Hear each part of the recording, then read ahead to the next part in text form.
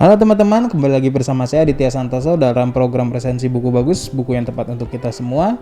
Kali ini saya akan membahas bukunya Bo Bennett, judulnya Kitab Anti Bodoh.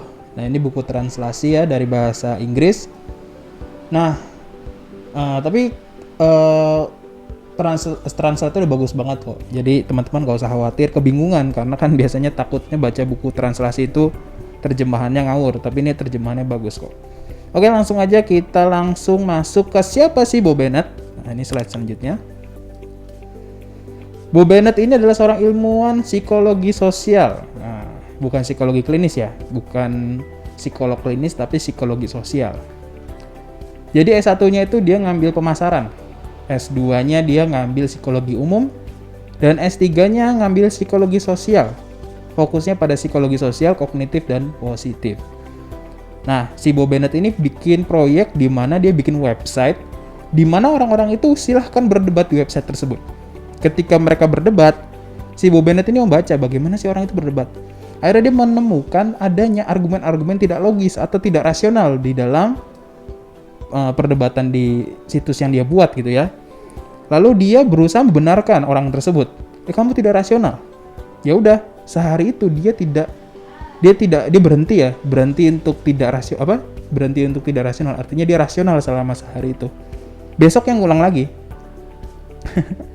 Akhirnya dia itu berusaha untuk bikin buku di mana membuat orang itu bisa berpikir rasional. Motonya adalah mengekspos orang yang keyakinan yang tidak rasional, menjaga seseorang tetap rasional selama sehari.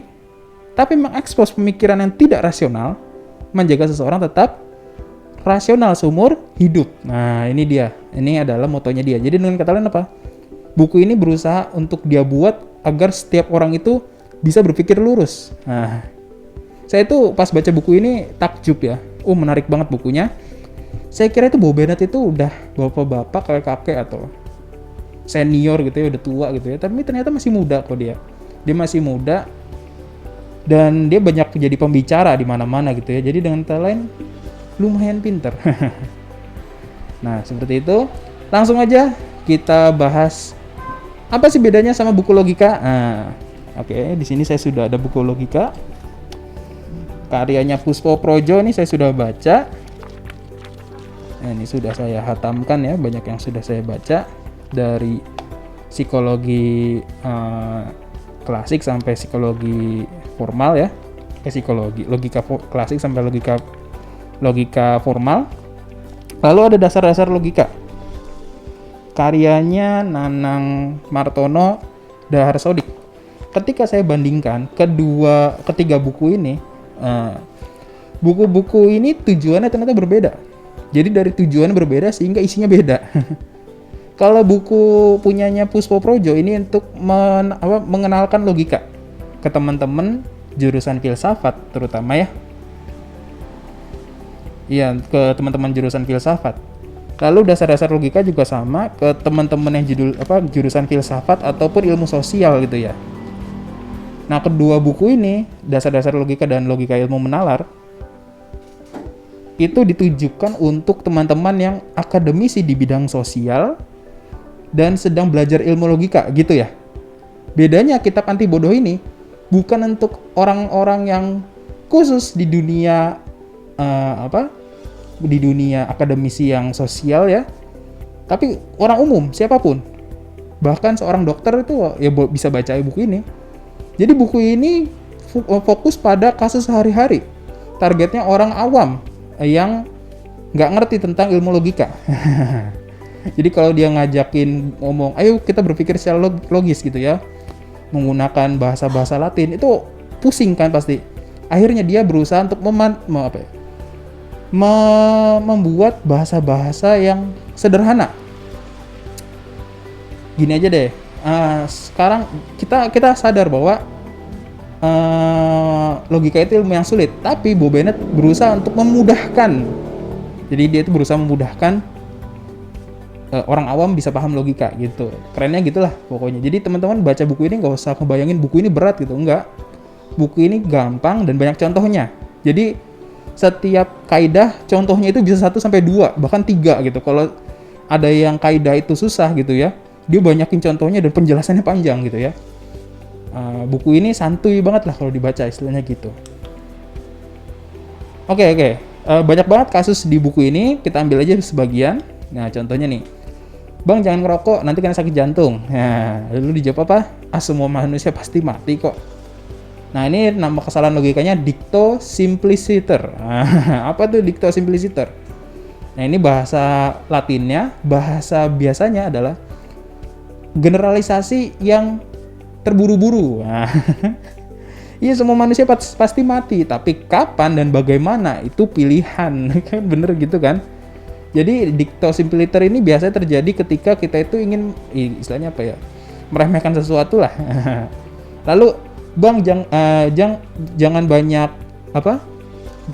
rokok, nanti kena sakit jantung. Dijawab lagi nih versi kedua, lah lu emang anak kedokteran? Ini namanya argumentum ad hominem. Jadi argumen yang menyerang gitu ya. Padahal mengenai hubungan rokok dengan sakit jantung itu orang umum pun tahu bahwa banyak rokok itu bisa sakit jantung gitu ya. Tapi dia itu ingin supaya ingin merendahkan aja. Emang lu anak kedokteran, sosok nasihatin gua. Padahal kalaupun dia dinasihat sama anak kedokteran, dia ngomong, semua manusia pasti mati. Dengan kata lain apa? Emang tujuannya adalah merendahkan si pemberi argumen gitu ya. Jadi argumentum ad hominem ini adalah berusaha merendahkan atau menyerang orang yang berargumen, menyerang kediriannya bukan argumennya gitu ya. Atau contoh yang selainnya, cuy, vaksinnya, kagak gue takut. Nah, argumen dengan bahasa berperasaan disebutnya namanya gitu. Jadi ketika kita berargumen, dia jawab apa? Dengan perasaan. Enggak, gue takut. Yakin lu? Atau dengan marah. Nanti juga ada argumen dengan dengan emosi. Atau contoh yang keempat. Ingat bro, kunci kesuksesan itu cuma satu, orang dalam. Siapa yang ngomong kalau kunci kesuksesan orang dalam? Banyak orang-orang yang tidak menggunakan orang dalam juga dia sukses gitu ya. Nah, ini namanya cacat logika pihak berwenang yang tidak disebutkan. Siapa yang ngomongin hal tersebut? Jadi seakan-akan ini adalah kata-kata mutiara yang bagus gitu. Padahal siapa juga yang ngomong, mana penelitiannya kalau orang dalam itu berpengaruh pada kesuksesan. Bahkan kalaupun kita punya orang dalam, emang bisa kita sukses, bisa masuk perusahaan, lalu karena kinerjanya tidak bagus, ditendang keluar, kan bisa. Iya nggak?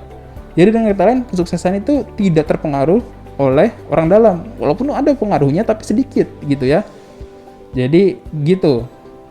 Ini contoh-contoh kasus aja yang konyol gitu ya. Tapi emang contoh kasus ini terjadi kok di dalam kehidupan kita. Contohnya seperti apa? Kasus Dimas Kanjeng taat pribadi tahun 2016. Dia bisa menggandakan uang, bahkan dibikin padepokan. Banyak orang yang percaya, banyak santri-santrinya. Ini tahun 2016. Tahun 2020 muncul lagi kasus yang sama. Viral, orang mengaku bisa gandakan uang. Akhirnya diciduk polisi. Dengan kata lain apa? Iya, 2016 pernah terjadi, orang-orang nggak belajar. Padahal kasusnya waktu itu viral banget kan. Bukannya belajar, tapi malah percaya bahwa bisa gandain duit. Nah, ini sebenarnya cacat logika kan. Dari mana logika bisa gandakan uang gitu kan?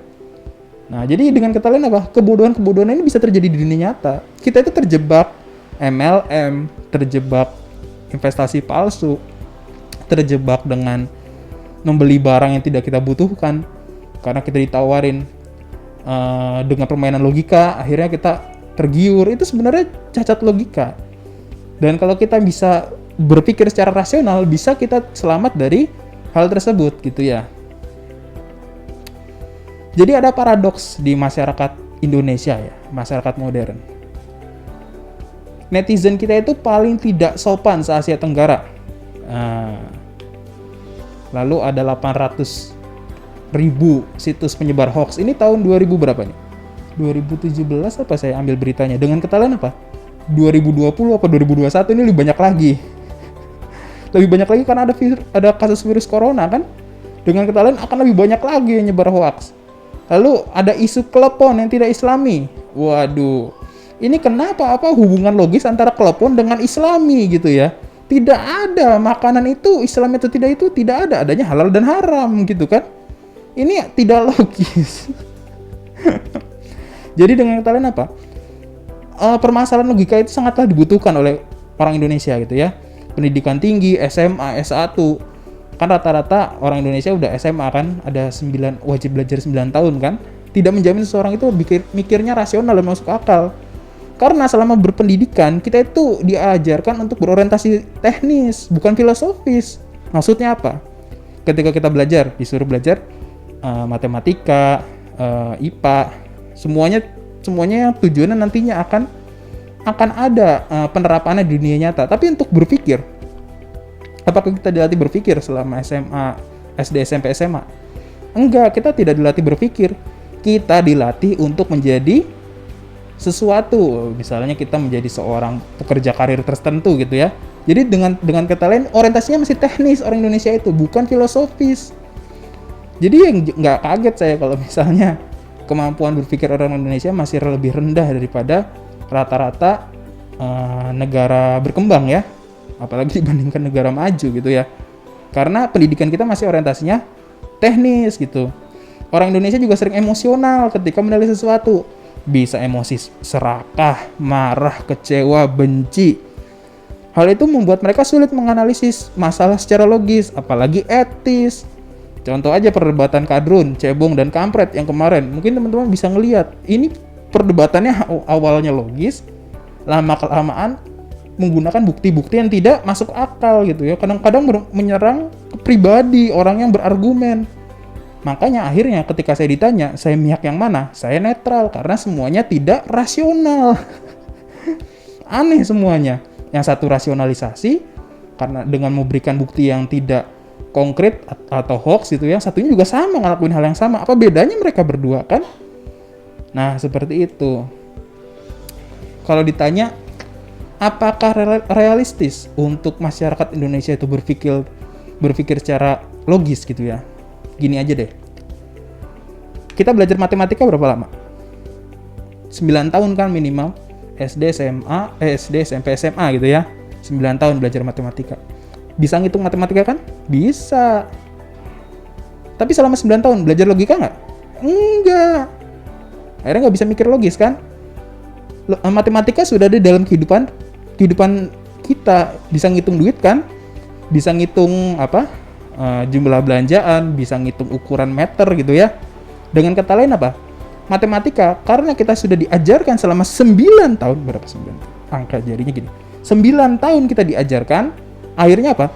Kita paham ilmu matematika. Coba 9 tahun itu juga diselingi dengan belajar logika. Kita juga paham ilmu logika.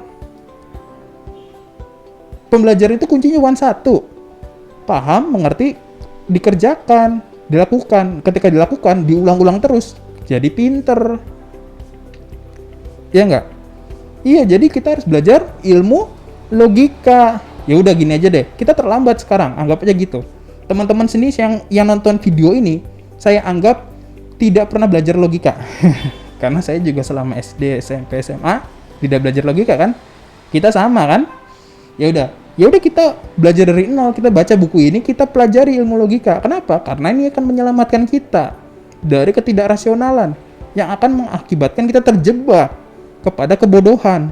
Endingnya apa? Kedukaan, karena bodoh itu berakhir pada kedukaan. Bodoh, salah ambil keputusan, duka, kan kayak gitu. Dikira obat, diminum, ternyata baygon, mati, kan gitu. Jadi apa? Ya udah, berarti kita harus belajar logika. Teman-teman mungkin secara ringan bisa baca buku kitab anti bodoh ini.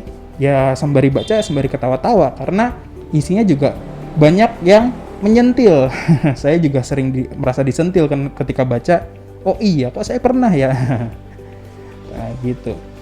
Oke, itu aja resensi buku saya kali ini. Saya tidak akan membahas tentang bagaimana banyak tentang hukum-hukumnya, karena ada sekitar 150 lebih contoh ya.